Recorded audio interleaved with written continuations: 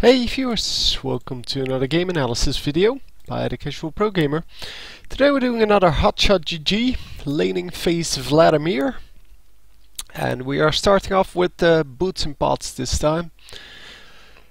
Yeah, we've seen him start off with some different items. This is also an old game, so if you're not interested in the old game, that's fine.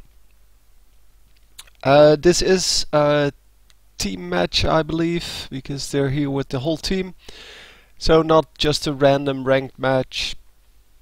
And yeah, so they will be grouping up for first level 1 fights and things like that. But yeah, we'll see him go to lane in like half a minute, so it should be okay. It kind of shows some tactics from really early on, so that's cool. Yeah, they were trying one grab, and if the enemy was indeed waiting for them there, that would have been excellent, but yeah, they weren't, so nothing happened. Oh, okay, and as I say that, they get a very nice snare and almost get a kill on Ashe there. But unfortunately for them, nothing came out of that. So Hotshot got tagged up a little in the process. And yeah, here we go into the laning phase. So I'm not sure who he's up against. He might be up against the Ashe, and he might not be. I truly have no idea. I'm not sure which phase this is about. So when this game was created. So he is indeed up against Ashe. We've seen this before. Ashe being yeah, a good farmer, and since she has good range, it is really hard to farm to damage her.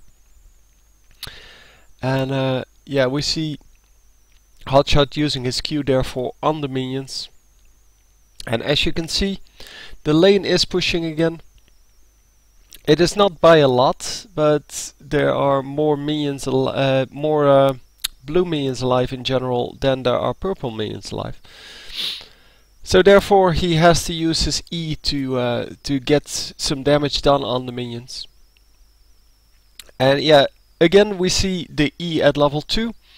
And the W will come at level 4. So against Ashe, because she has a slow, but she has trouble landing it because it is well, you can use your basic attack, but your basic attack doesn't have the huge range, and then you can use the volley to apply it, but the volley really gets stopped by the minions, so it's not a really reliable source of CC. CC being crowd control, which is a snare or a stun or a slow in this case.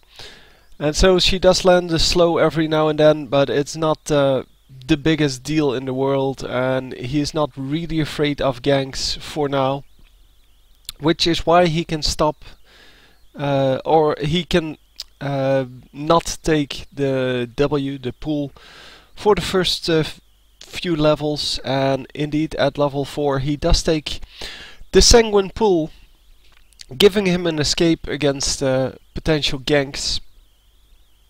I don't know who the enemy jungler is. Could have looked that up. Yeah, I should probably look that up. Hang on, we can see it from this thing he just pulled up. There we go.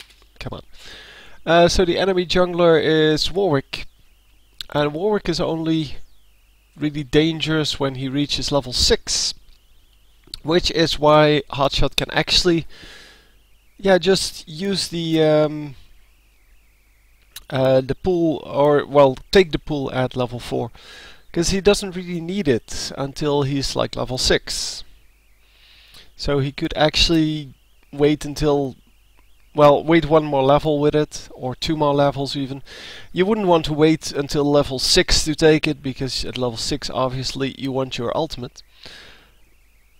And yeah, at level 4 you can either take an extra level in your E or a level in W, and the choice between those is really easy, because the W adds a lot of utility which you otherwise would only get at level 8.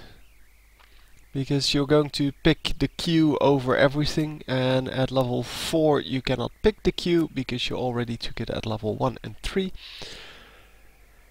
And yeah, all in all it's just a very easy choice, because otherwise, as I said, you would get the pull way too late at level 8, and by that time the Warwick would have come in. Obviously you can still take it at level 8, but it's just very, very dangerous. So a nice stun there by Olaf, getting damaged quite a lot by the Ashe in return. And once again the minion wave pushing into into Vladimir. And Vladimir just doing a good job so far in farming, but as you can see, because he's against a high range opponent or long range opponent, he is staying back behind his own minions, or in between his own minions, mostly behind it. And he's just using his skills to farm, because he has nothing better to do with them.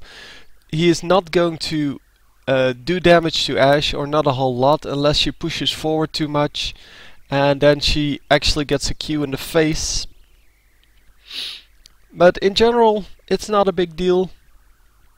He's not attempting to harass her. He's just attempting to get as many minions as he can. And every now and then he is going forward, and there is the pull. Very nicely done. Obviously, that is the way you should use it. This is obviously a really hard thing to do unless you know what your opponent is doing, and unless you know that once Ashe reaches level 6, she has this arrow, and you have to know when she will probably use it. So at which point she is most likely to use it, because then you can concentrate on her animation, and as soon as you see the animation, the arrow will not have come out yet, but you will have a chance to actually do some really nice moves, such as the one we saw here. Okay, so we saw this kill. He obviously got the kill, and we will look at it again.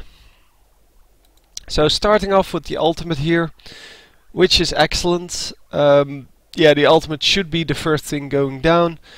Obviously, it would have been nice if he stacked some E's, but he really doesn't have the HP to do that. So then hang on, because I didn't see. Yeah, going into E, as you can see, he is casting it at this moment. E into Q. And it would have been good to use the pull right here, to slow Ashe down, to make sure he doesn't get into turret range. So he doesn't have to go into turret range. With he, I didn't mean Ashe. So at this point, because the ultimate almost timed out, he gets one more E in before the ultimate actually times out. Then the Q comes up, and he launches the Q, and that's almost enough to take out Ashe. And yeah, since he doesn't have an ignite, he immediately goes into pull to get that last damage off. I'm not sure what did the last damage, but it's not really important. The important thing is that he eventually got the kill, and yeah, got out safely. He had to use his flash there. Had he used the pull earlier, he probably wouldn't have used the needed the flash, because Ashe wouldn't have been in tower range. And yeah, maybe he wanted to save the pull. I don't know. I'm not sure what the reasoning behind that was, or if there was a reasoning behind it. But it seemed better to just use the pull earlier, slow down Ashe, make sure she cannot run into turret range, or he doesn't have to run into turret range. And going for AP here and cooldown boots. So we've seen both types of boots, and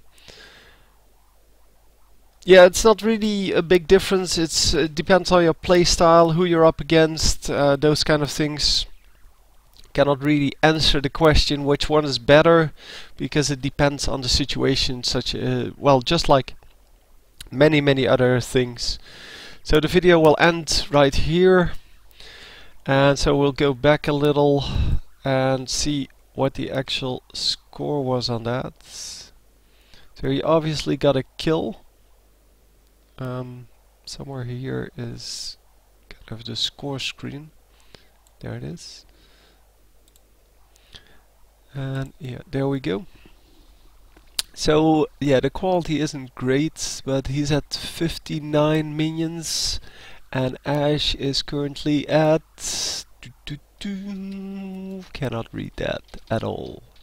It seems to say 47. So that means he's 12 minions ahead plus a kill ahead, which is a big deal, obviously. That is bigger than the things we saw so far. Yeah, I'm not sure how good this Ash is, but since this is a team versus team battle, I'm going to have to guess that Ash is not that bad. So all in all, even though he stayed back quite a bit, he did deny some farm. He didn't get to do a lot of harassment, but he did get a kill. So in the end, it's a good trade-off, because the farming is more important than actually getting kills. Because as long as you don't get kills and you can keep up with the farm, or you can out-farm your opponent, you're going to win the lane eventually. And yeah, because of that, I think this tactic is very valid. So staying back behind your minions and just farming up until you can kill your opponent. In this case, he got the exact amount of damage needed to kill Ash, and yeah, that requires you to know a lot about how much damage your champion does in all situations against different types of champions. Obviously, because Ash already used her ultimate, he was able to do this. Otherwise, he would not have been able to do this, because Ash would have been able to stun him before he could get the last bit of damage off. It might have also been the reason why he didn't use his pool until right at the last second, because if Ash's arrow was back up, and to be honest, I don't know if it was back up, but he would have known that. If Ash's arrow was back up and he would have used the pool earlier, then the moment he came out of pool, he would have gotten shot by the arrow, taken an extra tower shot and died. So that might have been the consideration for that, for not using the Sanguine pool when it could have slowed down Ash, because this way he was safe and he wouldn't have to worry about the Ash arrow. So all in all, I think he played that very well, and unfortunately this is a very short segment. I have some other games which I will do now. I'm trying to round this off today, because I've been doing Vladimir virtually all week. And once I'm done with Vladimir, I'm going to search for a new champion, not a mid champion. I'm going to try to do an AD carry. Or jungler, not sure yet, one of the two, and then we will see a number of games from pro gamers, analyze what they do in the laning phase or in the jungle phase, whatever, and go from there. So anyway, hope you enjoyed. I will see you next time. GG.